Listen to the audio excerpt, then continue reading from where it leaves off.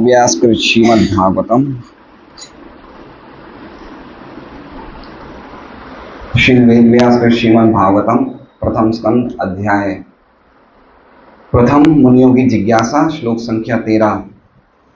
अनुवाद एवं तात्पर्य कृष्ण कृपामूर्ति श्री श्रीमद् अभय चरणारविंद भक्तिवेदांत स्वामी प्रभुपाद द्वारा तन्नः शुश्रूषमाणानाम् अर्हस्यङ्गान् वर्णितुं यस्यावतारो भूतानां क्षेमाय च भवाय च तन् तत् वै न हमको शुश्रूषमाणानाम् जो प्रयत्नशील हैं अर्हसि करना चाहिए अंग हे सूत गोस्वामी अनुवर्णितुम पूर्ववर्ती आचार्यों का अनुगमन करते हुए व्याख्या करने के लिए यस्य जिसका अवतार भूतानाम जीवों के क्षेमाय कल्याण के लिए च तथा भवाय उन्नति के लिए च तथा। अनुवाद। हे सूत गोस्वामी, हम भगवान तथा उनके अवतारों के विषय में जानने के उत्सुक हैं। कृपया हमें पूर्ववर्ती आचार्यों द्वारा दिए गए उपदेशों को बताइए, क्योंकि उनके कहने तथा सुनने दोनों से ही मनुष्य का उत्कर्ष होता है। ओम अज्ञानतिमिरान्धस्य ज्ञानाञ्जनशलाकया चक्षुरुन्मीलितं येन तस्मै श्रीगुरवे नमः। नाम श्रेष्ठमनुमपि शचीपुत्रम् अत्र स्वरूपं रूपं तस्यागतं गुरुपुरीं माधुरीं गोष्ठवाटीं राधाकुण्डं गिरिवरम् अहो राधिका माधवाशां प्राप्तो यस्य प्रथितकृपया श्रीगुरुं तं नतोऽस्मि। वन्देऽहं श्रीगुरोः श्रीयुतः पदकमलं श्रीगुरुं वैष्णवांश्च श्रीरूपं साग्रजातं सैगण्डगुणाथान्वितं तं सजीवं साद्वैतं सावधूतं परिजनसहितं कृष्णचैतन्यदेवं श्रीराधा कृष्णपादान् सहगणललिता शिवशाखान्वितांश्च। गुरु वैष्णव भगवान तीने स्मरण हय विघ्न विनाशम अनायास होय निज वांछित पूर्ण। हरे कृष्णा कृष्णा कृष्णा हरे हरे, हरे राम राम राम हरे।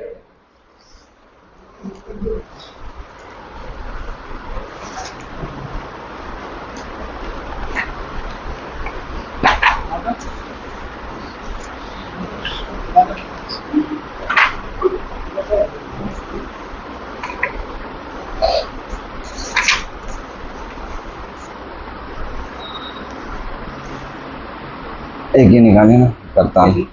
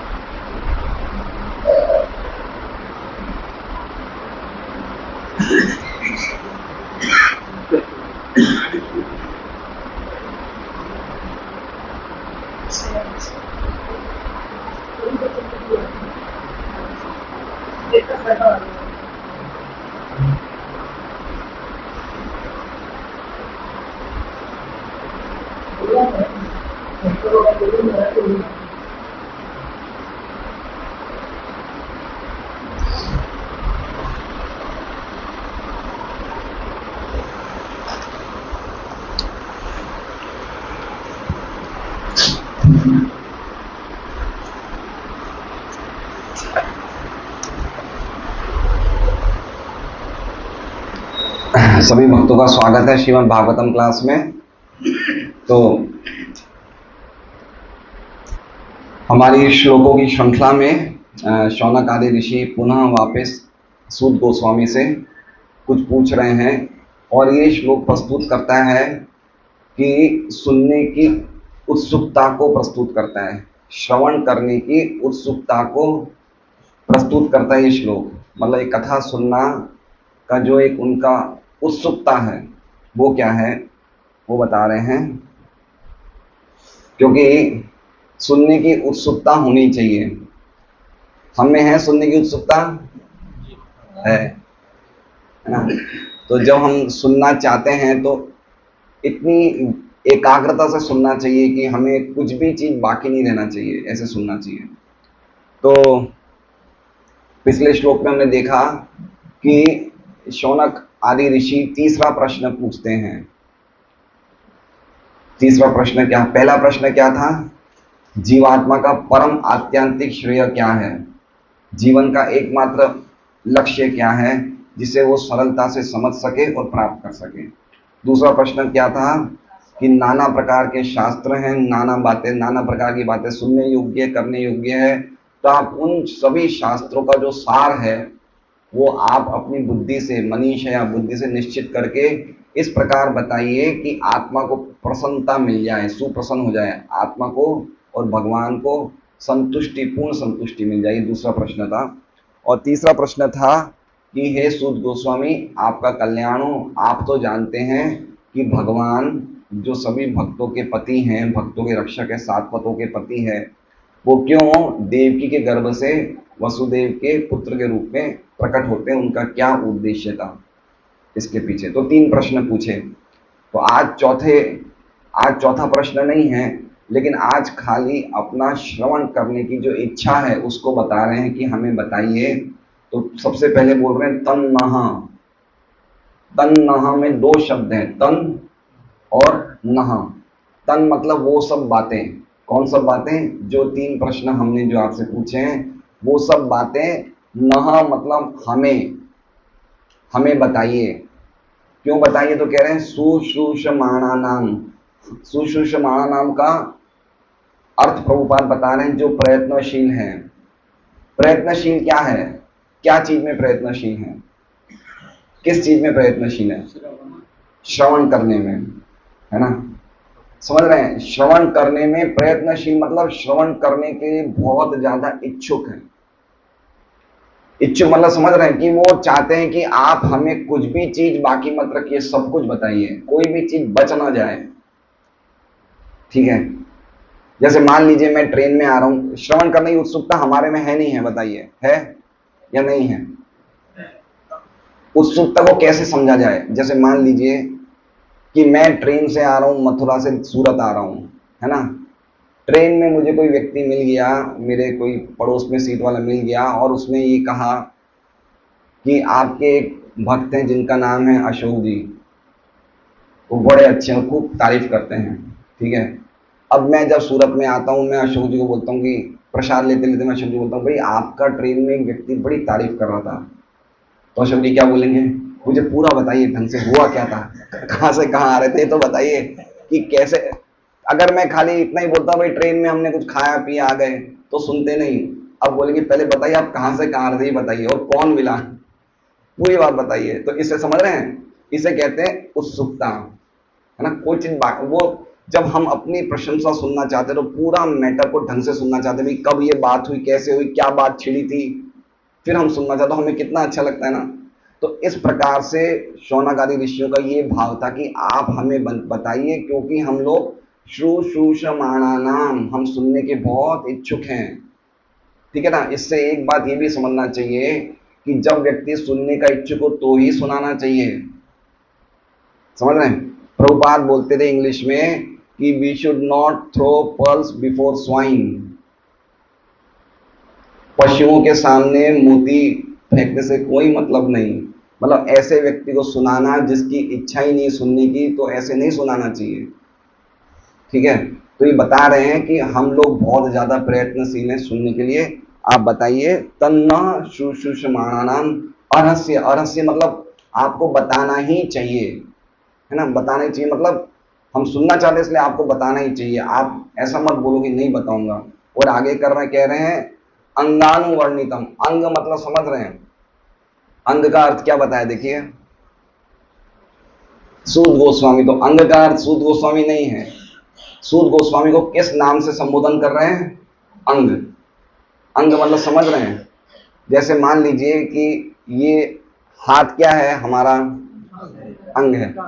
तो अंग से व्यक्ति को एक इंटीमेसी होती है नहीं होती है कि भाई ये मेरे शरीर का ही अंग है। एक मन में एक अपनत्व की भावना होती है। तो शौनक आदि ऋषि कह रहे हैं कि तुम तो हमारे हो, अंग बोल के क्या कह रहे हैं कि हे सूत गोस्वामी तुम तो हमारे ही हो, है ना, इसलिए हमें बताओ। और ऐसा नहीं है कि हम पूछें तो सूत गोस्वामी बोले क्या मैं कुछ भी बताऊं तो चलेगा क्या, तो कह रहे नहीं, अनुवर्णितुम। अनुवर्णितुम का मतलब क्या कह रहे हैं कि जो आपने सुना है परंपरा में वही बताइए, अपना मन जचा मत बताइए। समझ रहे हैं? अनुवर्णितुम का अर्थ समझ रहे हैं? वर्णितुम मतलब बताइए, अनु का मतलब जब कोई चीज अनु आ जाता है पहले, तो इसका मतलब जो आपने सुना है वही बताइए। जैसे हम बोलते हैं ना, एक शब्द होता है अनुसरण या अनुगमन, है ना, किसी के पीछे पीछे चलना। अनुकरण, किसी के पीछे पीछे जो वो कर रहा है करना। तो अनुवर्णितुम मतलब आप अपने मन से जो भी आ जाए मत बताइए, जो आपने परंपरा से सुना है वो ही बताइए। है ना, भगवान गीता जी में क्या कहते हैं, एवं परंपरा प्राप्तम इमं राजर्षि, जो मेरा ज्ञान है वो परंपरा से प्राप्त होता है। देखिए प्रभुपाद अर्थ में क्या लिख रहे हैं, पूर्ववर्ती आचार्यों का अनुगमन करते हुए व्याख्या करिए। है ना, जैसे पूर्ववर्ती आचार्यों ने बताया है, कुछ आप अपना नया कुछ जोड़िए मत, है ना, वही चीज को सुनाइए आप। हर व्यक्ति को क्या है, आज नया सुनना है ना, नई चीज नहीं है। भगवान गीता जी में क्या कहते हैं, चौथे अध्याय का 3रा श्लोक, क्या श्लोक है, स एवायम मया तेद्य योग प्रोक्त पुरातन। योग प्रोक्त पुरातन, मैं तुम्हें वो ही योग की शिक्षा दे रहा हूं जो मैंने पुरातन, पुरातन समझ रहे हैं, जो मैंने करोड़ों साल पहले दे दी वो ही शिक्षा दे रहा हूं, मैं कुछ नया अपना नहीं बता रहा हूं। समझ रहे हैं? तो हर एक व्यक्ति कुछ ना कुछ नया सुनना चाहता है, लेकिन नया नहीं है, यही वही चीज हम सुनेंगे तो उसी चीज में हमें रस आएगा, क्योंकि साक्षात भगवान की वाणी है। तो कह रहे हैं जो आपने परंपरा में सुना है वो सुनाइए। क्या सुनाइए, तो कह रहे हैं यस्यावतारो, यस्य मतलब वो भगवान, यस्य मतलब जिनके बारे में मैंने पूछा था, यस्य मतलब वो भगवान, अवतारो उनके अवतार क्यों होते हैं, भूतानाम मतलब जीवों के लिए, क्षेमाय च भवाय च, क्षेमाय मतलब परम कल्याण के लिए, और भवाय च मतलब समृद्धि के लिए, है ना। समृद्धि मतलब एक आध्यात्मिक प्रगति के लिए, और समृद्धि भवाय का अर्थ क्या हो गया, मतलब जीवन जगत में भी हम सुख शांति से रहें। भगवान का अवतरण क्यों होता है, हमारा कल्याण भी होता है, परम कल्याण होता है, मुक्ति की तरफ हम अग्रसर होते हैं, और जीवन में जो कोई चीज हमारी कमी है उस कमी को भी भगवान पूरी करते हैं, समृद्धि देते हैं। ये उनका अर्थ है कहने का। ठीक है, अब श्रीधर स्वामी क्या कह रहे हैं श्लोक में, श्रीधर स्वामी कह रहे हैं कि तन का अर्थ जो बताया, तन का अर्थ बताया है कि वो विशेष कार्य, कौन सा कार्य, विशेष कार्य। याद है पिछले श्लोक में हमने क्या कहा था कि भगवान तो अपनी इच्छा मात्र से सब कुछ कर लेते हैं, तो मां देवकी की तरफ से प्रकट होने की आवश्यकता क्या थी, है ना। उनको जो भी पालन करना है, संहार करना है, वो तो खाली इच्छा से कर सकते हैं। तो इसका मतलब ये हुआ कि कोई विशेष कार्य के लिए आए हैं। क्या था विशेष कार्य, उसका भी उत्तर हमने दे दिया था पिछली बार। भगवान अपनी लीलाओं का उजागर करने आए हैं कि उनकी लीलाओं को सुनने से, उनके नाम को सुनने से, उनके गुणों को सुनने से हम सभी को परम कल्याण होगा। इसलिए भगवान अपनी लीलाओं को ब्रॉडकास्ट करने के लिए आए थे, जिससे कि हमें श्रवण और कीर्तन के लिए अवसर मिल सके। तो ये उनका विशेष कार्य था। तो वही चीज श्रीधर स्वामी कह रहे हैं कि आप वो विशेष कार्य, भगवान क्यों आ रहे हैं, वो विशेष कार्य हमें बताइए, क्योंकि आप योग्य हैं। अर्हसी का अर्थ बता रहे हैं कि आप योग्य हैं, इसलिए हमें बताइए। भूता नाम का अर्थ बता रहे हैं जीव, क्षेमाय का अर्थ बता रहे हैं पालन या अभ्युदय, और भवाय का अर्थ बता रहे हैं समृद्धि। समृद्धि मतलब भौतिक रूप से समृद्धि होती है, उस हिसाब से समृद्धि बता रहे हैं। मतलब समृद्धि अर्थ ये नहीं कि कोई अनाप शनाप शौकत मिल जाए, शांत, ऐसा नहीं। समृद्धि का मतलब भाई शरीर और आत्मा सुखपूर्वक रह सके, उसे समृद्धि बोलते हैं। हमें समृद्धि वाला ये नहीं समझना चाहिए कि मेरी बंगला गाड़ी, ऐसे समृद्धि नहीं। सुखपूर्वक व्यक्ति भक्ति कर सके, इतनी चीजें भगवान सप्लाई कर दे कि भाई हम अच्छी तरह रह सकें और भगवान की भक्ति में लग सकें। तो ये श्लोक का अर्थ है। श्री विश्वनाथ चक्रवर्ती ठाकुर बहुत अच्छा लिंक बता रहे हैं पिछले श्लोक से। मान लीजिए शौनक आदि ऋषियों ने पूछा कि भगवान किस कारण से देवकी के गर्भ से प्रकट होते हैं, तो सूत गोस्वामी ये कल को पूछें कि ये सुनने से तुम्हारा क्या लाभ होगा, तो उसके जवाब में ये श्लोक शौनक ऋषि कह रहे हैं कि भगवान के बारे में सुनने से हम कृतार्थ हो जाएंगे। क्या हो जाएंगे? कृतार्थ। ये शब्द सुना है, कृतार्थ? कृत और अर्थ। अर्थ मतलब हमारे जीवन के सभी प्रयोजन, और कृत मतलब पूरे हो जाएंगे। ठीक है, जीवन के प्रयोजन क्या है? धर्म, अर्थ, काम और मोक्ष, और परम प्रयोजन है भगवान का प्रेम प्राप्त करना। तो जब आप कृष्ण के बारे में बोलोगे तो हम कृतार्थ हो जाएंगे। मतलब ये कहने का मतलब शौनक आदि ऋषि बोलना चाहते कि ये जो शास्त्रों का सार है, भगवान की कथाओं को सुनना, वो हम भी जानते हैं, लेकिन हम पर्टिकुलरली आपके मुख से सुनना चाहते हैं। क्यों? क्योंकि आपके मुख से आप सुनाओगे तो हम कृतार्थ हो जाएंगे, हमारा जीवन सफल हो जाएगा। आगे बता रहे हैं, दूसरी लाइन के बारे में बता रहे हैं, बहुत अच्छी बात बता रहे हैं विश्वनाथ चक्रवर्ती ठाकुर। कह रहे हैं यस्य, यस्य का अर्थ क्या बता रहे हैं? यस्य शब्द है, पहली लाइन में पहला शब्द यस्य। तो कह रहे हैं कि इतनी आतुरता, सूत गोस्वामी अगर पूछे कि आपको इतनी आतुरता क्यों है भगवान के बारे में सुनने के लिए, तो उसके लिए ये यस्य शब्द बोल रहे हैं शौनक आदि ऋषि। तो ये 3 श्लोक हैं, 13, 14, 15, इन तीनों श्लोकों में यस्य शब्द है जो भगवान की महिमा को वर्णन कर रहा है। तो पहला श्लोक जो आज के उसमें कह रहे हैं, यस्यावतारो, जो भगवान जिनके अवतार परम कल्याण करते हैं। ठीक है, दूसरे श्लोक में देखिए क्या है, यन नाम, जिनके नाम लेने से जीवात्मा जन्म मृत्यु के सागर से छूट जाता है। और तीसरे श्लोक में क्या बता रहे हैं? क्या है? यद पादस्य। तीसरे श्लोक बना कि जिनके भक्त भी, जो भगवान की शरण वाले, वो भक्त भी जगत को पवित्र कर देते हैं। तो इससे किसकी महिमा बनती है? भगवान की। पहला आज का श्लोक क्या है कि जिनके अवतार से लोगों का कल्याण होता है। अगला श्लोक क्या होगा कि जिनके नाम सुनने मात्र से हम जन्म मृत्यु के चक्र से छूट जाते हैं। और उसके बाद वाला श्लोक क्या होगा कि जिन जो इतने महिमा मानेंगे, उनके भक्तों को भी कोई शरण ले लेता है तो वो भी पवित्र हो जाते हैं। तो यस्यावतारों का श्लोक, फिर ये जो कनेक्शन है तीनों श्लोकों से, और फिर 17वें श्लोक में आएगा तस्य। तस्य मतलब वो भगवान। तो बता रहे हैं यस्यावतारो क्षेमाय भूताय च भवाय च, भूताय च भवाय च। आगे कह रहे हैं कि ये तो हम भी जानते हैं कि भगवान लोगों का क्षेमाय करते हैं और भवाय च करते हैं। ठीक है,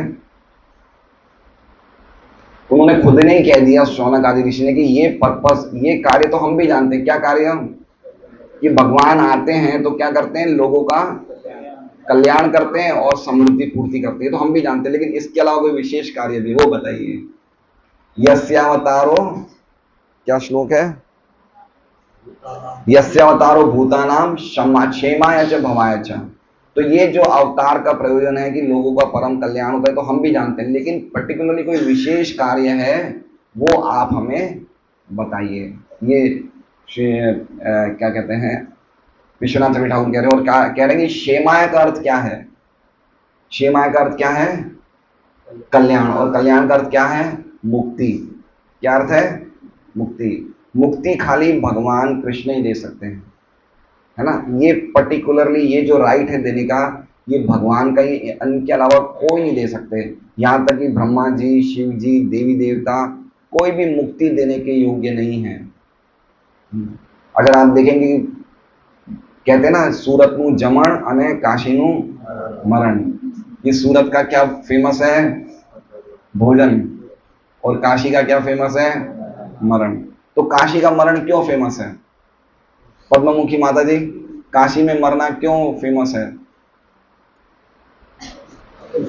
क्योंकि काशी में जो भी मृत्यु प्राप्त करता है उसके कान में भगवान शिव राम का नाम लेते हैं, है ना। तो काशी मोक्ष के लिए फेमस है, मुक्ति के लिए फेमस है ना। एक घाट है काशी में, मणिकर्णिका घाट, बहुत फेमस घाट है, जहाँ 24 घंटे अंत्येष्टि क्रिया होती है। तो वो घाट इसलिए फेमस है कि मणिकर्णिका, वहां पे भगवान विष्णु की मणि, कान की मणि गिरी थी, तो वो विशेष महिमा है। जो भी वहां पे अंत्येष्टि क्रिया करता है उसके कान में भगवान राम का नाम लेते हैं, भगवान शिव। इसलिए काशी में जो भी मृत्यु को प्राप्त करता है उसे मोक्ष मिलता है। तो ये कह रहे हैं, ये जो आपका अवतार है ये मोक्ष देने के लिए, मुक्ति देने के लिए, है ना। और ये मुक्ति प्राप्त करना सरल नहीं है। गीता जी में भगवान क्या कहते हैं? मनुष्याणाम सहस्रेषु कश्चित् यतति सिद्धये यतताम अपि सिद्धानाम कश्चिन् माम वेति तत्वतः। कि कोई करोड़ों हजारों वर्ष लोगों में से कोई एक व्यक्ति मुक्ति के लिए प्रयास करता है और उन हजारों मुक्तों में से भी कोई एक मुझे तत्व से जान पाता है। तो मुक्ति मतलब क्या है? मुक्ति मतलब ये समझना चाहिए कि हम ये बार बार 84 लाख योनियों में अलग अलग शरीर प्राप्त कर रहे हैं, अलग अलग स्थान में जा रहे हैं, खाली एक कारण से। वो कारण क्या है? राग, भय और क्रोध। राग मतलब अटैचमेंट, शरीर के प्रति अटैचमेंट, परिवारों के प्रति अटैचमेंट, धन संपत्ति के प्रति अटैचमेंट। भय मतलब हमारा कुछ नुकसान हो जाए उसके प्रति भय, और क्रोध मतलब हमारा जो गुस्सा है। तो गीता जी के 4थे अध्याय के 10वें श्लोक में भगवान ने कहा है, वीतराग भय क्रोधा मन्मया वामुपाशिता भैवो ज्ञान तपसा भूता मद्भावमागता। राग, भय और क्रोध से जो वीत हो जाते हैं, जो मुक्त हो जाते हैं, जो सदैव मेरे में मन लगाए रखते हैं, बहवो ज्ञान तपसा, वो बहुत सारे ऐसे लोग ज्ञान और तपस्या के द्वारा पूता, पूता मतलब पवित्र हो गए, मद भाव में आगत, और मेरे भाव को प्राप्त हुए। तो पॉइंट ये है कि मनुष्य जीवन मिला है तपस्या के लिए। किसके लिए मिला है? और कोई उद्देश्य है ही नहीं मनुष्य जीवन का। अगर मनुष्य जीवन को 4 विभाग में बांटा जाए तो पहला विभाग है कि बच्चों की शिक्षा होती है, वो है ह्यूमन वैल्यूज को जानने के लिए, मनुष्य जीवन के मूल्यों को जानने के लिए, जो शुरू के 25 साल होते हैं, है ना। 25 से 50 साल उसके लिए होते हैं कि भाई मनुष्य के मूल वैल्यूज को समझ लिया। लेकिन अभी भी हमारी इंद्र तृप्ति की इच्छा है, हमें भोग भोगना है, तो ठीक है, आपको एक लाइसेंस दिया जाता है कि आप विवाह करो और आप सुख भोग से रहो, लेकिन वो भी शास्त्रों के नियमों के अनुसार। लेकिन उसके बाद वापस क्या है? 50 से 75 साल वापस तपस्या, कि अब आप लोग विरक्ति की तरफ जाओ, अब आप भगवान की तरफ मन को लगाओ। और 75 साल से 100 साल तक क्या है? पूर्ण रूप से विरक्ति की, पूर्ण रूप से भगवान की सेवा में लग जाओ, जिसे हम कहते हैं संन्यास। तो टेक्निकल नेम क्या है? ब्रह्मचर्य, गृहस्थ, वानप्रस्थ और संन्यास। अब इसमें 4 आश्रम में 75% आश्रम किसकी तरफ इंगित करते हैं? तपस्या की तरफ। 75% आश्रम क्या बता रहे हैं? तपस्या। खाली 25% उनके लिए है जो इस चीज को नहीं कर सकते तपस्या को। तो ठीक है, आप 25% रहो। तो पॉइंट ये है कि आज ये पूरी तरह से ये संस्कृति पूरी तरह से पथभ्रष्ट हो गई है, क्योंकि बच्चों को सिखाया ही जाता है करियर बनाने के लिए, एकेडमिक कोर्स करने के लिए, जिससे कि आप खूब बड़े बनो, खूब पैसा कमाओ, है ना। तो ये उसके बाद गृहस्थ आश्रम के बाद ना तो वानप्रस्थ बचा ना संन्यास बचा। तो ये मुक्ति बहुत संभव नहीं है, सरल नहीं है। लेकिन कैसे सरल हो जा रही है? हरेर नाम हरेर नामेव केवलम कलौ नास्तेव गतिरन्यथा। कि कलयुग में भगवान हरि के नामों के अलावा और कोई दूसरा उपाय नहीं है। अगर आप कोई दूसरा उपाय अपनाओगे तो गति अन्यथा, आपको दूसरी गति मिल जाएगी, मोक्ष नहीं मिलेगा। इसलिए समझना चाहिए कि शेमाय मतलब जब भगवान प्रकट होते हैं तो भगवान के प्रकट होने से लोग मुक्त हो जाते हैं। जिन्होंने भी भगवान के दर्शन किए कुरुक्षेत्र युद्ध में, सब मुक्त हो गए। 64 करोड़ योद्धा मुक्त हो गए एक झटके में। चैतन्य महाप्रभु जब आते हैं, जहां जहां वो जाते हैं, जिन जिन को देखते हैं उनको कृष्ण प्रेम प्राप्त हो जाता है। जगन्नाथपुरी में जो जगन्नाथ जी के दर्शन करते हैं सब मुक्त हो जाते हैं। तो भगवान का प्रयोजन ही है लोगों को मुक्त करना। और क्षेमाय का अर्थ ये हो गया, और आगे कह रहे हैं भवाया का अर्थ बता रहे हैं समृद्धि। समृद्धि मतलब देखिए, भगवान कृष्ण जब राम प्रकट होते हैं तो उस समय देखेंगे तो बूढ़े व्यक्ति भी जवान हो जाते हैं। ठीक है, हमने देखा, अगर हम भागवत पढ़ेंगे तो किसी को ना तो बीमारियां आती थी, ना किसी को बुढ़ापा आता था। जो मृत्यु को भी प्राप्त नहीं करना चाहता था उनको मृत्यु भी रुक जाती थी। ये उनके अवतार आए जब, तो उनके समय इतनी महिमा थी कि लोगों की जो भौतिक स्थिति थी वो भी सही हो जाती है। इसलिए कहा है क्षेमाय च भवाय च। अब इसमें क्षेमाय च भवाय च में च शब्द 2 बार है। कितनी बार है? तो हमारे एक आचार्य बताते हैं कि च शब्द 2 बार क्यों है? क्योंकि पहला जो च है वो उसके लिए कि हमारे सभी दुखों की निवृत्ति हो जाए। समझ रहे हैं? यद्यपि हमारे यहाँ सब सुख सुविधा है, लेकिन कुछ तो दुख होंगे। तो च पहला शब्द किसके लिए है? सभी दुखों की निवृत्ति के लिए। और दूसरा च किसके लिए है? अविद्या का नाश के लिए। किसके लिए? अविद्या का नाश के लिए। तो क्षेमाय च भवाय च। तो पहला क्षेमाय किसके लिए है? परम कल्याण मोक्ष के लिए। च का मतलब दुखों की निवृत्ति, भवाय का मतलब सुख समृद्धि, और दूसरे च का अर्थ क्या है? अविद्या का नाश। तो ये पूरा श्लोक का अर्थ इस प्रकार होता है। अब एक बहुत ही सुंदर शब्द है इसमें, अंग। क्या शब्द है? अंग का अर्थ हमने क्या बताया था? कि आप हमारे शरीर का, जैसे एक अंग होता है ना, हाथ पैर, तो हम उसका, हमारा एक शरीर का हिस्सा है। तो उस हिसाब से शौनक आदि ऋषि बोलते हैं कि हे सूत गोस्वामी, आप तो हमारे ही हो। अब एक आचार्य क्या बताते हैं कि जब सूत गोस्वामी से शौनक आदि ऋषि ने पूछा, तो सूत गोस्वामी क्या बोल सकते हैं कि मैं तो हल्की जाति का हूं, मैं तो आप जैसा ब्राह्मण नहीं हूं, मैं कैसे बोल सकता हूं आपको भगवान की कथा। समझ रहे बात को? सूत गोस्वामी ब्राह्मण जाति में नहीं थे, शौनक आदि ऋषि ब्राह्मण जाति में थे। 88,000 ऋषि जो बैठे थे वो सब ब्राह्मण कुल में जन्म लिए थे, लेकिन सूत गोस्वामी ने ब्राह्मण परिवार में जन्म नहीं लिया था। सूत सूत मतलब मिक्स्ड कास्ट, शायद उनकी माता जी कुछ ब्राह्मण थी, पिताजी क्षत्रिय थे, ऐसा कुछ था। तो मान लो सूत गोस्वामी ऐसा बोले कि मैं तो हल्की जाति का हूं, तो उस शक को भी हटाने के लिए शौनक आदि ऋषि अंग बोल रहे हैं। क्यों? क्योंकि अब हमने आपको अंग बोल दिया, इसलिए आप हमारे शरीर के हो गए, हमारे परिवार के हो गए, हमारे समुदाय के हो गए। तो अब हम आपको हीन नहीं समझ रहे हैं। जैसे पैर नीचे रहता है तो हम पैर को हीन समझते हैं क्या? है ना? पैर की पगतलियां हैं, वो सबसे नीचे रहती है, जमीन पे चलती है, तो हमारे लिए हीन है क्या? नहीं। जब हमारा शरीर का हिस्सा हो गया तो कोई भी चीज हीन नहीं है। तो उसी तरह से आप कृष्ण की तत्व को जानते हैं, इसलिए अब आप में हीनता वीनता कुछ नहीं रही। देखिए, ये 5,000 साल पहले का सिद्धांत है कि ब्राह्मण सब बैठे थे और कथा किससे सुन रहे थे? जो ब्राह्मण नहीं है। तो जो प्रभुपाद जी जब फॉरेन में गए प्रचार करने, तो काफी, जब वो भारत आए, विदेशी भक्तों को लेके आए, तो काफी भारत के पुरोहित समाज, ब्राह्मण समाज ने अपना विरोध किया कि ये तो म्लेच्छ यवन जाति के हैं, इनको आपने ब्राह्मण बना दिया, भक्त बना दिया, ये तो हिंदू धर्म का आप नाश कर रहे हो। तो प्रभुपाद ने बोला, नहीं, मैं वही कर रहा हूं जो शास्त्र में शिक्षा है। शास्त्र में शिक्षा की अगर कोई व्यक्ति भगवान कृष्ण की भक्ति में लगा हुआ है, और अगर वो कृष्ण का तत्व जानता है, चाहे वो चांडाल ही क्यों ना हो, वो भगवान का भक्ति माना जाएगा, चांडाल नहीं माना जाएगा। है ना? और ये श्लोक चैतन्य महाप्रभु बोलते हैं, चैतन्य चैतन्य में क्या श्लोक है? किबा विप्र किबा न्यासी शूद्र के नहीं, ये कृष्ण तत्ववेत्ता से ही गुरु है। कोई ब्राह्मण होगा, कोई सन्यासी होगा, कोई शूद्र ही क्यों ना होगा, लेकिन अगर वो कृष्ण के तत्व को जानता है, वो कौन है? वो से ही गुरु है, वो गुरु है। तो हमारे में से भी हम देख सकते हैं, हमारा बैकग्राउंड चाहे कितना ही पापी हो, चाहे कोई जाति के हो, चाहे हम कहीं से भी आए हो, लेकिन अब आकर हम लोग ये हरे कृष्णा कृष्णा कृष्णा हरे हरे, हरे राम राम राम हरे हरे। अगर हम 16 माला का जप कर रहे हैं और 4 नियमों का पालन कर रहे हैं, कोई नशा नहीं, कोई जुआ नहीं, कोई मांस भक्षण नहीं, कोई व्यभिचार नहीं, तो फिर हम लोग गुरु होने के लायक हैं।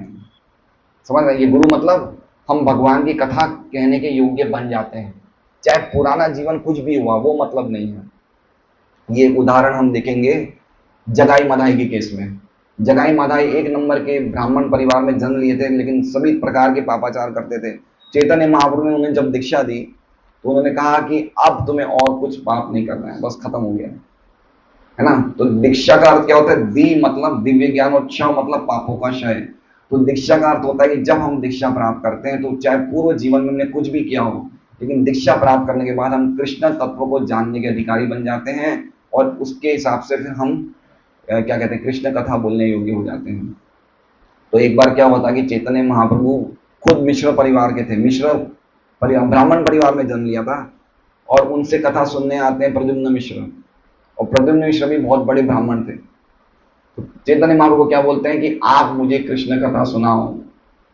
चैतन्य महाप्रभु क्या बोलते हैं? बोले, कृष्ण कथा सुनाने का अधिकार मुझे नहीं है, हमारे पास में रामानंद राय रहते हैं, आप उनसे सुनो कृष्ण कथा। रामानंद राय ना तो ब्राह्मण परिवार से थे, ना सन्यासी थे, कायस्थ परिवार में जन्म लिया था, है ना। बाह्य बाह्य दृष्टि से कायस्थ परिवार को एक अच्छा नहीं माना था बाह्य दृष्टि से, लेकिन चूंकि वो पूरी तरह से भगवान के प्रेमी भक्त थे, इसलिए चैतन्य महाप्रभु ने रिकमेंड किया प्रद्युम्न मिश्र को कि आप कृष्ण कथा वहां से सुनो। यहां तक कि सबसे बड़ी बात समझिए कि नामाचार्य किनको बनाया चैतन्य महाप्रभु ने? हरिदास ठाकुर को। मुसलमान घर में जन्म लिए थे, लेकिन नामों के आचार्य, रोज 3 लाख नाम लेते थे। और सबसे भगवान राधा कृष्ण की गुह्य बातें चैतन्य महाप्रभु रामानंद राय से करते थे, स्वरूप दामोदर से करते थे। क्योंकि रामानंद राय तो ना तो ब्राह्मण थे, ना सन्यासी थे, और ना ही क्या कहते हैं, कोई ऊंचे घर में जन्म लिए थे। तो ये बात बता रहा है कि व्यक्ति को उसके जन्म के अनुसार नहीं देखना चाहिए, उसके गुण और उनके कर्म के अनुसार से देखना चाहिए। और ये भगवान गीता जी में स्पष्ट कर रहे हैं 4थे अध्याय के 3रे श्लोक में, चातुर्वर्ण्य माया शिष्टम गुण कर्म विभागश, कि व्यक्ति का वर्ण उसके गुण और उसके कर्म के द्वारा निश्चित होता है, ना कि उसके जन्म के द्वारा। तो इसलिए अंग शब्द का उपयोग यहाँ पे एक आचार्य हमारे उन्होंने बताया है। तो ये अब हम तात्पर्य पढ़ रहे हैं। तो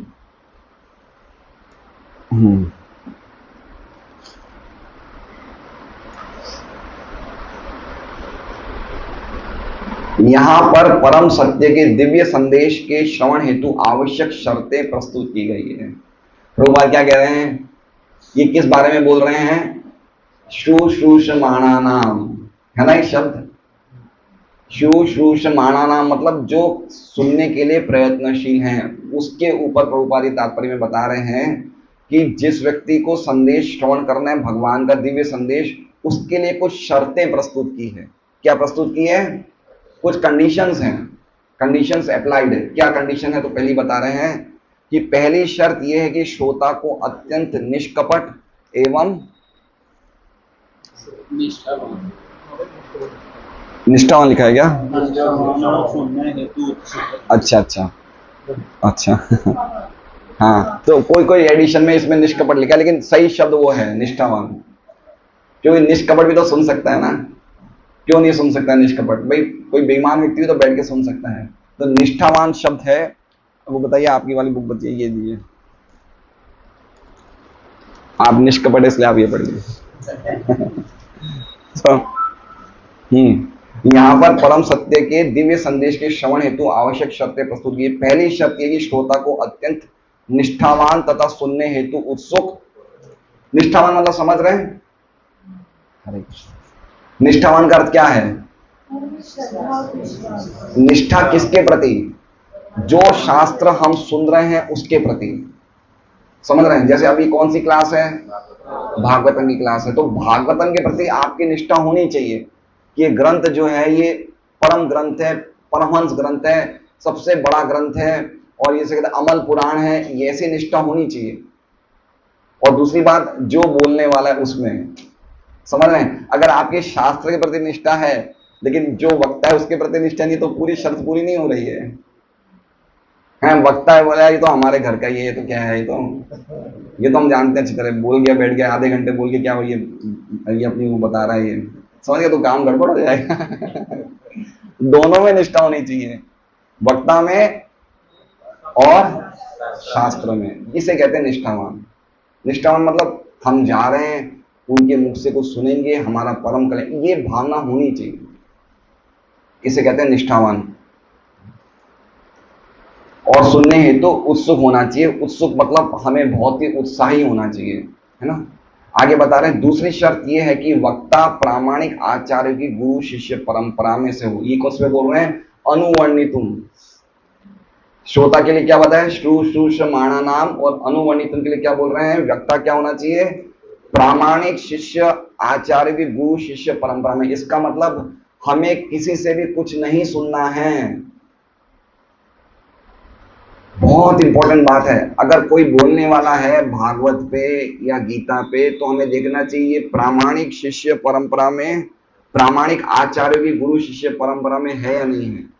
तो आप कहेंगे हमें कैसे पता चले कि प्रामाणिक गुरु शिष्य परंपरा कौन है? तो पद्म पुराण में 4 परंपराओं का वर्णन है। पद्म पुराण में अगर आप पद्म पुराण ग्रंथ पढ़ेंगे तो उसमें 4 परंपराएं, श्री संप्रदाय, कुमार संप्रदाय, ब्रह्म संप्रदाय और रुद्र संप्रदाय, ये संप्रदाय में जो शिष्य गुरु शिष्य परंपरा आ रही है उसी से ही सुनना चाहिए, हर एक से नहीं सुनना चाहिए। अभी सबसे बड़ी गड़बड़ क्या हुई है कि हम लोग इस चीज को देखते ही नहीं, हम कहीं भी सुन लेते हैं कुछ भी, तो हमें जो लाभ मिलना चाहिए वो नहीं मिलता है। ये भगवान गीता जी में खुद कह रहे हैं, एवं परंपरा प्राप्तम। देखिए शौनक आदि ऋषि किन से पूछ रहे हैं? सूत गोस्वामी से। विदुर जी किन से पूछते हैं? मैत्रेय से। वसुदेव जी किन से पूछ रहे हैं? नारद से। राजा निमि किन से पूछ रहे हैं? नव योगेंद्रों से। तो एक ऑथोरिटी से पूछ रहे हैं, हर एक से नहीं बात कर सकते हम। भगवान के बारे में हर एक से हम बात नहीं कर सकते। हमें समझना चाहिए कि सामने वाला व्यक्ति ऑथोरिटी है नहीं है, वो कोई सामने वाला व्यक्ति परंपरा में है और वो नियमों का पालन कर रहा है नहीं कर रहा है, वो भी देखना चाहिए कि 4 नियमों का पालन कर रहा है और भगवान की भक्ति में दृढ़ता से लगा हुआ है, वो व्यक्ति ऐसा है या नहीं है। खाली प्रोफेशनल व्यक्ति तो नहीं है, वो भी देखना चाहिए। तो ये सब पॉइंट देखना चाहिए। आजकल ये सिस्टम चल रहा है ना 7 दिन की कथा का, भागवत कथा का। कहीं भागवत में है ही नहीं कि 7 दिन कथा सुननी है। भागवत कथा क्या बोलते हैं? सप्ताह। भागवत कथा क्या बोलते हैं? सप्ताह। मतलब कर क्या हो गया? 7 दिन भागवत कथा सुनो। तो ये तो हमने भागवत कथा को सीमित कर दिया। बताइए कहां लिखा है सप्ताह? गीता भागवत में पता है क्या लिखा है? नित्यम भागवत सेवा। भागवत सेवा नित्य सुननी चाहिए, 7 दिन के लिए नहीं सुननी चाहिए। अब आप बोलेंगे परीक्षित महाराज ने तो 7 दिन ही सुनी। तो परीक्षित महाराज को तो 7 दिन ही बचे थे, बचे ही 7 दिन थे, तो इसने 7 दिन सुनी। तो हमारे तो 7 दिन तो पता बचे ही नहीं, हमारे कितने बचे हैं हमें खुद को ही नहीं पता। परीक्षित महाराज का ये तो एश्योरेंस था कि 7 दिन के बाद मरेंगे, हमें तो यही नहीं पता कि हमें अगले क्षण क्या होने वाला है। तो हमें तो नित्यम भागवत सेवा है, हमें 7 दिन की कथा सुनने से कोई लाभ नहीं होने वाला है। 7 दिन की जो कथा सुनाई जाती है वो कथा अगर हम सुनते हैं, भागवत कथा जिसमें पहले दिन भागवत की महिमा होती है, दूसरे दिन कपिल देवहूति संवाद होता है, तीसरे दिन ध्रुव चरित्र होता है, 5वें 6ठे दिन भगवान का जन्म होता है ना। कभी कभी जो होते हैं ना, क्या कहते हैं उन्हें, यजमान, अरे महाराज छੱड दो तुम, मेरे को लाला को जन्म ही क्यों नहीं बताए थे। समझ रहे हैं? 6 दिन हो गए, लाला का जन्म तो करो तुम। होता नहीं होता। रुक्मिणी को विवाह को नहीं हुआ बाहर तक, 7वें दिन आएगो आज। अरे भाई ये थोड़ी सिस्टम है कथा सुनने का। ये आगे बताएंगे, प्रभुपाद बहुत इंपॉर्टेंट एक लाइन लिखते हैं। तो ऐसे हम कथा को नहीं, ना तो सुनने वाले को लाभ है ना बोलने वाले को लाभ है। और सबसे बड़ा नुकसान इस कथा में क्या है कि अगर हम इस प्रकार से कथा सुनेंगे तो जो असली भागवत का संदेश है उससे और दूर होते चले जाएंगे। आज हम कभी भी भागवत का प्रचार करने जाते हैं, ये पूरा ग्रंथ देने के लिए, तो सब क्या, जो लोग ये भागवत कथा सुनते क्या बोलते हैं, हम तो 2 बार सुन चुके, हमें तो जरूरत ही नहीं, हम तो 7 दिन की कथा, अरे हमने तो कथा कराई थी, हमें जरूरत नहीं है। तो सच्ची भागवत कथा का संदेश सुनने की उनकी जो रुचि होती है वो रुचि क्या हो जाती है, वो डाउन हो जाती है ना। इसलिए इस कथा को कैसे सुनना चाहिए, जिस प्रकार से हम लोग एक एक श्लोक को ले रहे हैं, ढंग से शब्दों को समझें, ढंग से आचार्य क्या बोलना चाहते हैं उसको समझें, तो हमें कथा में रस आएगा। लेकिन ऐसे ही हम सुनेंगे तो हमें कथा में रस नहीं आएगा। हो सकता है हमें थोड़ा सा एंटरटेनमेंट हो जाएगा, हम थोड़ा सा नाच गा लेंगे, थोड़ा मनोरंजन हो जाएगा, म्यूजिक हो जाएगा, और बीच में एक इंटरवल में एक चाय की चुस्की ले लेंगे, लेकिन उससे लाभ, भागवत कथा सुनने का जो असली लाभ है कि भगवान के चरणों में कुछ हमारी अटैचमेंट बढ़े या हमारी भक्ति में कुछ विश्वास बढ़े, वो नहीं होगा। भगवान का प्रेम प्राप्त वो नहीं होगा। तो इसलिए दूसरी शर्त यह कि वक्ता क्या होना चाहिए, प्रामाणिक आचार्यों की गुरु शिष्य परंपरा में हो। जो मनुष्य, अब देखिए तीसरी बात क्या कह रहे हैं कि क्या मतलब अगर जो सुनने का उत्सुक होनी हो वो नहीं सुनना चाहिए, तो उसके जवाब में प्रभुपाद क्या कह रहे हैं, जो मनुष्य भौतिकता में लिप्त रहते हैं वे परमेश्वर के दिव्य संदेश को नहीं समझ पाते। तो क्या क्या रास्ता है उनके लिए, प्रामाणिक गुरु के निर्देशन में मनुष्य धीरे धीरे शुद्ध होता है। ये बात क्यों लिखी प्रभुपाद ने, ध्यान से समझिए। जो लोग मनुष्य भौतिकता में लिप्त रहते हैं वे परमेश्वर के दिव्य संदेश को नहीं समझ पाते। तो पहले तो ये देखिए कि हम लोग किस में लिप्त हैं, हम लोग किस में लिप्त हैं, हम लोग भौतिकता में लिप्त है नहीं है, सही बात है। तो क्या हमें सुनने का अधिकार नहीं है? इसमें क्या कह रहे हैं प्रभुपाद, कि परमेश्वर के दिव्य संदेश को नहीं समझ पाते। सुन तो सकते हैं लेकिन समझ नहीं सकते। समझ रहे हैं बात को? सुनने में तो कोई दिक्कत नहीं, सुन तो लेना ही चाहिए, लेकिन समझ नहीं पाते। तो उसके लिए प्रभुपाद ने रास्ता बताया है कि अतः उसे गुरु शिष्य परंपरा में होना चाहिए नहीं, प्रामाणिक गुरु के निर्देशन में मनुष्य धीरे धीरे शुद्ध होता जाता है। मतलब कहने का पॉइंट ये कह रहे हैं कि हम अपनी भौतिक बुद्धि से भगवान की लीलाओं को नहीं समझ सकते, हमें एक प्रोसेस में जाना पड़ेगा। वो क्या है प्रोसेस? एक प्रामाणिक गुरु के मार्गदर्शन में जब हम ये महामंत्र का नियमित पूर्वक जप करेंगे, नियमों का पालन करेंगे, भगवान का प्रसाद ग्रहण करेंगे, सुबह सुबह जल्दी उठेंगे, मंगल आरती करेंगे, तो हमारा क्या होगा? धीरे धीरे हृदय शुद्ध होगा, तो हम समझ पाएंगे। अगर हम शुरू से ही बोले कि हमें तो 7 दिन की कथा करनी है, आजकल बड़े बड़े महाराजों के पैकेज रहते हैं 20 लाख 25 लाख 50 लाख। महाराज आप हमसे रुपया लो, हमें धोखा दे दो, हमें तो कुछ नहीं मतलब है, आप तो कर दो कथा। तो हम क्या कर रहे हैं? हम महाराज को क्या बोल रहे हैं? आप हमें लूट लो, हमें तो 7 दिन में समझा दो। अरे भाई, आपकी योग्यता है 7 दिन में समझने की? हम शुद्ध तो हुए ही नहीं। इसमें स्पष्ट लिखा है जब तक आप एक प्रोसेस को फॉलो नहीं करोगे आप शुद्ध नहीं हो सकते हो। प्रोसेस क्या है? महामंत्र का जप, नियमों का पालन, प्रसाद ग्रहण करना, टीवी पिक्चर वीडियो में कुछ मतलब जैसे कहते हैं नाच गाने फिल्में नहीं देखना, ये सब नियम है। ये सब भगवान की कथा को संदेश को समझने के लिए, ठीक है? तो ना तो आप भौतिक बुद्धि से समझ सकते हो, ना ही कोई व्यक्ति भौतिक बुद्धि से कोई टीका कर सकता है। आप मानेंगे नहीं, गीता पे महात्मा गांधी ने टीका लिखी है, विनोबा भावे ने टीका लिखी है, लोकमान्य तिलक ने टीका लिखी है। लेकिन चूंकि इन्होंने ये अपनी अपनी फील्ड में होशियार होंगे, देश को आजादी दिलाने की क्षेत्र में ये होशियार होंगे, लेकिन चूंकि इनकी बुद्धि आध्यात्मिक तरीके से शुद्ध नहीं हुई है, तो भगवान के बारे में लिखने का इनका कोई अधिकार नहीं है। प्रोसेस तो यही है कि आपको पहले प्यूरिफिकेशन के प्रोसेस में आना पड़ेगा, प्यूरिफाई होंगे तो समझ सकते हैं। तो बात समझ रहे हैं? हम यद्यपि भौतिकता में लिप्त हैं, लेकिन नियमित रूप से कथा तो श्रवण कर रहे हैं ना, 16 माला का जप कर रहे हैं, है ना? हमने भी अब बाहर का भोजन खाना बंद कर दिया है ना?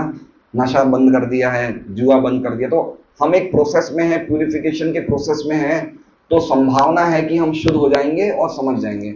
लेकिन शुरू शुरू में अपनी भौतिक बुद्धि के द्वारा हम कुछ भी नहीं समझ सकते। ये बात प्रभुपाद कह रहे हैं यहाँ पे। अतः उसे गुरु शिष्य परंपरा में होना चाहिए और विनीत भाव से श्रवण करने की कला, लर्न द आर्ट, कला को सीखना चाहिए। ना कि श्रवण करें, ध्यान से श्रवण करें। ये पूरा एक देखिए, इसमें क्या है, हम लोग टैक्स भरते हैं, इनकम टैक्स भरते हैं या जीएसटी भरते हैं, जो भी भरते हैं, तो एक प्रोसेस होता ही नहीं होता है। हमारा एक सीए होता है, वो रिटर्न फाइल, ऐसे एक सिस्टम होता ही नहीं होता है। हम खुद जाके खुद सरकारी अफसर में जाके लो भाई मुझे टैक्स, तो वो कोई लेगा क्या? एक सिस्टम होता है। तो भगवान के ज्ञान को प्राप्त करने का भी एक सिस्टम बता रहे प्रभुपाद।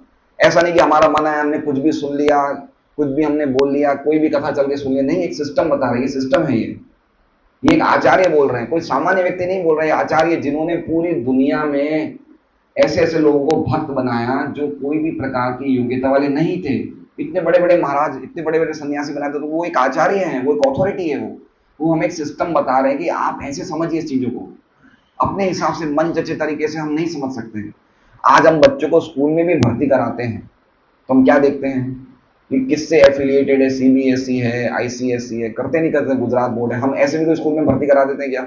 तो जब हम इन चीजों में, अरे भिंडी खरीदेंगे 50 रुपए, उसमें कितना देखते हैं, ऐसे देखते हैं, ऐसे देखते हैं, देखते ना, वो इतना दिमाग भागवत पढ़ने में नहीं लगाते जितना भिंडी खरीदने में लगाते हैं। सही बात है लेडीज, अरे भिंडी खरीदने में दिमाग लगाते, तो ये भगवान का संदेश सुनने के लिए हम ऐसे ही सुन लेंगे, इतना सस्ता है भगवान का संदेश, कोई इसका सिस्टम है नहीं है।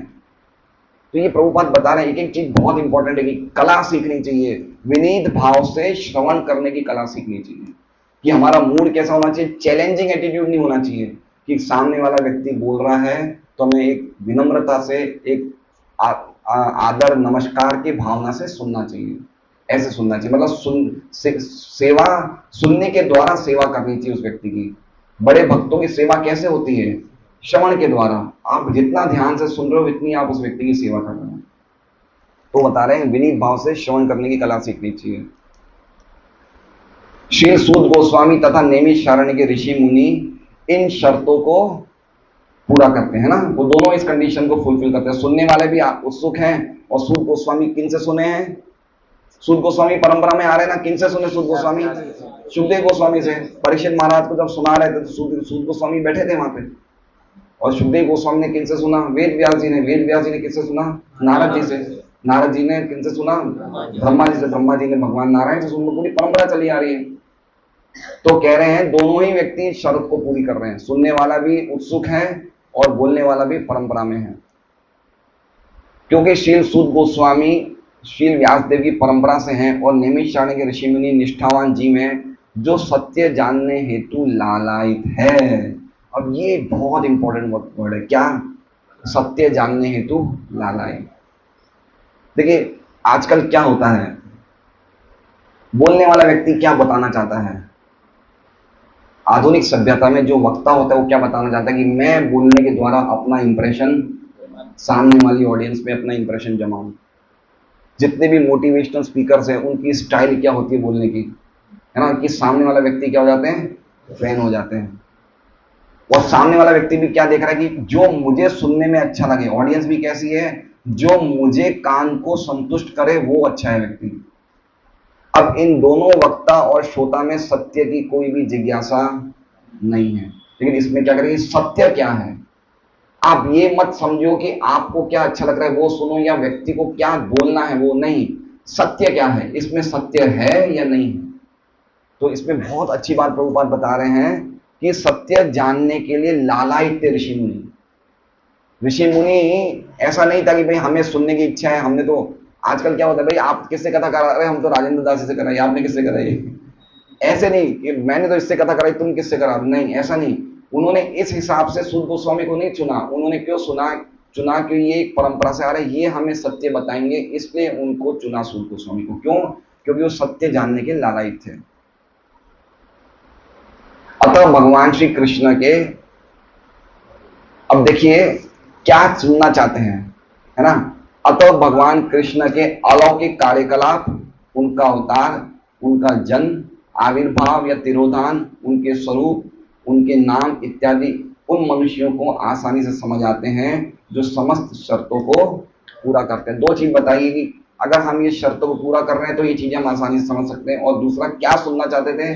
भगवान के नाम, भगवान के रूप, भगवान का चरित्र, भगवान की लीलाएं, वो सुनना चाहते थे। क्योंकि ऑर्डिनरी प्रयोजन तो वो जानते हैं, अवतार क्यों आते हैं, है ना, धर्म क्या है, यदा यदा धर्म से, वो तो जानते हैं। लेकिन विशेष रूप से अपनी लीलाओं को, अपना नाम, अपना कीर्तन, अपना श्रवण, उनके रूप के बारे में सुनना चाहते थे।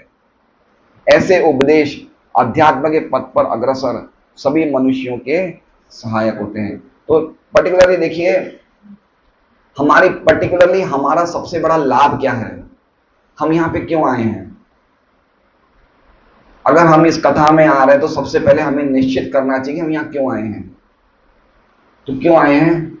तो ये इसका श्लोक बहुत सुंदर है भागवत में।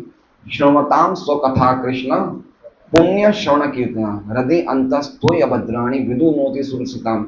हमारे हृदय के अंदर जो अभद्र है उसको साफ करने के लिए हम आए हैं। हमारे भगवान में रुचि हो, भक्तों से मैत्री हो और हमारे हृदय की गंदगी को हम लोग साफ करने के लिए आए कृष्ण कथा के श्रवण के द्वारा। तो एक पर्पस होना चाहिए।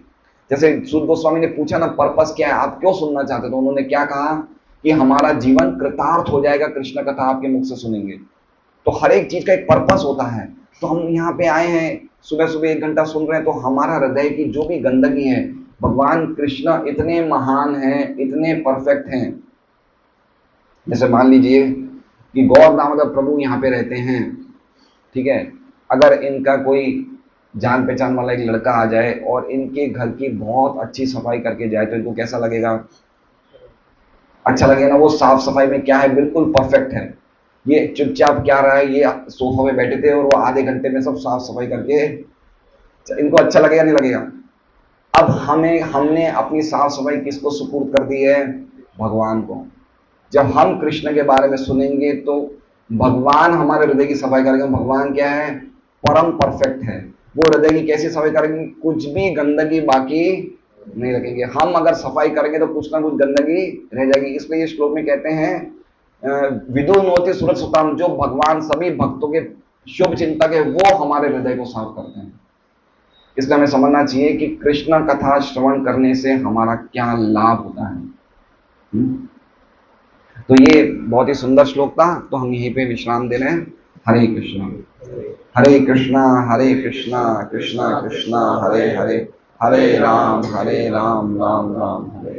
कोई प्रश्न है तो ले सकते हैं। आजकल परंपरा में परंपरा में भी आने के बावजूद भी उस व्यक्ति को, इसमें देखिए स्पष्ट क्या लिखा है, अर्थ बताइए, खोलिए जरा वो। बहुत अच्छा प्रश्न है कि कभी कभी ऐसा भी होता है।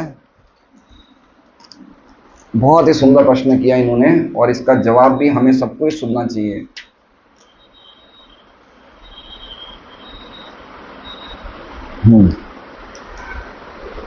अनुमणित उनका अर्थ है पूर्ववर्ती आचार्यों का अनुगमन करते हुए। तो समझ रहे हैं, इसके दो अर्थ हैं। एक तो वो व्यक्ति उस परंपरा में होना चाहिए, दूसरा पूर्ववर्ती आचार्य को जो इंक्लिनेशन है वो ही उनका होना चाहिए। इंक्लिनेशन समझ रहे हैं। जैसे खाली एक परंपरा में होने से मैं उस व्यक्ति उस परंपरा का नहीं हो गया। जैसे मेरी बात सुनिए, अनंत जगन्नाथ प्रभु बैठे हैं, ये अपने पिता के बेटे हैं, लेकिन खाली पिता के बेटे नाम के नहीं है, ये अपनी पिता की इच्छा भी पूरी करते हैं। वही तो सच्चा बेटा है। समझ रहे हैं। अगर पिता का बेटा लेकिन पिता की बात ही नहीं मानता तो ऐसा बेटा किस काम का। तो अगर कोई परंपरा में है लेकिन पूर्ववर्ती आचार्य के प्रति उसकी कोई इंक्लिनेशन ही नहीं, वो क्या संदेश देना चाहते हैं उसको समझाना ही नहीं चाहते, ना उसकी उनकी तरफ रुचि है, वो अपने मन जचे ढंग से कुछ भी बोल रहे, तो वो भी परंपरा में नहीं है, वो पूरी नाम का ही परंपरा में है। क्योंकि आजकल ये बहुत चल रहा है प्रश्न, इसलिए जो आजकल क्या हो रहा है कि गुरु शिष्य प्रामाणिक परंपरा में आने के बावजूद भी हम लोग कभी कभी वक्ता जो होते हैं अपने हिसाब से मोटिवेशनल स्पीचेस देते हैं या कुछ पैसा लेते हैं स्पीचेस पे देने के लिए, तो वो परंपरा को तोड़ रहे हैं। वो जब तक आचार्यों की इस परंपरा के साथ साथ जो आचार्य का मत है उस मत को लेके चले और वही मत लोगों को प्रस्तुत करें, वो सच्ची परंपरा है। उसका खुद का भी उसकी प्रति इंक्लिनेशन होना चाहिए, तो वो परंपरा हो गया। आपके प्रश्न का उत्तर मिला। सात दिन की कथा करवाते हैं सात दिन की कथा कराने का उनका उद्देश्य है कि हमारा नाम हो जाए। पहला उद्देश्य तो ये है, अपने को स्थापित करना। हाँ, तो एक नाम हो जाए। एक दूसरा ये होता है कि कोई कोई लोगों के मन में इच्छा भी होती है कि भगवान की कथा होनी चाहिए, लेकिन चूंकि उनको प्रॉपर जानकारी नहीं होने की वजह से कराते हैं। तो इससे क्या होता है, 7 दिन की कथा कराने से पुण्य तो मिलता है, कुछ ना कुछ लोगों के जीवन में समृद्धि भी आ जाती है, क्योंकि नाम तो भगवान का ही हो रहा है, कथा तो भगवान की सुन जा रही है। तो हो सकता है जीवन में कुछ फायदे भी हो जाते हैं, जैसे बोलते हमने कथा कराई थी ये फायदा हो गया, ऐसा भी सुनने में आता है। लेकिन जो उसका परम लाभ है कि भौतिक जगत से विरक्ति और भगवान से प्रेम, वो नहीं हो सकता है। वो तो ना तो वक्ता का उद्देश्य है ना श्रोता का उद्देश्य है। वक्ता को अच्छा खासा पैकेज मिल जाता है, श्रोता को जीवन में सुख दुख मिल जाते हैं तो कथा करवा लेते हैं। लेकिन ये कथा करने का परंपरा, ये कथा करने का साधनी कथा का कोई कंसेप्ट है ही नहीं। हाँ, नित्यम भागवत सेवया, 7 दिन की कथा का तो कोई कंसेप्ट भागवतम में है ही नहीं। परीक्षित महाराज जैसे योग्यता, और अगर कोई व्यक्ति 7 दिन में मरने वाला तो सुन ले भाई, क्या करेगा। अब उसको पता चला भाई मुझे ऐसा बीमारी के 7वें दिन 8वें दिन मर जाएगा, तो भाई पूरा 24 घंटे सुने। लेकिन जहां तक हमारा है, हमें एक नियमित रूप निश्चित करना चाहिए। रोज भागवत हम 1 घंटा, रोज 1 घंटा, आधा घंटा, पौन घंटा, ये भागवत जो हमें ये परंपरा से मिली है आचार्य में टीका वाली, ये पढ़ने का हमें नियम लेना चाहिए।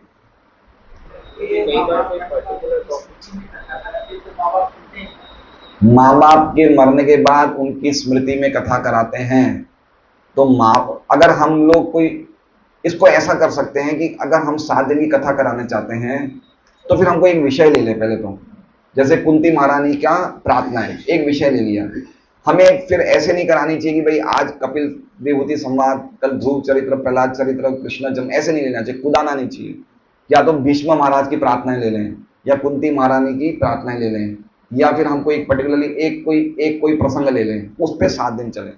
मेरा प्रश्न है कि माता पिता सुनते हैं जो बातें हाँ, अगर बोलने वाला वास्तव में शुद्ध होता है और कराने वाला भी वास्तव में जिज्ञासु होता है, तो उनके जितने भी उनकी पीढ़ियां भी उनको सबको लाभ मिलेगा। वो नहीं पता चलेगा। यही आध्यात्मिक चीजों में यही चक्कर है। आध्यात्मिक चीजों में चीजें दिखती नहीं है।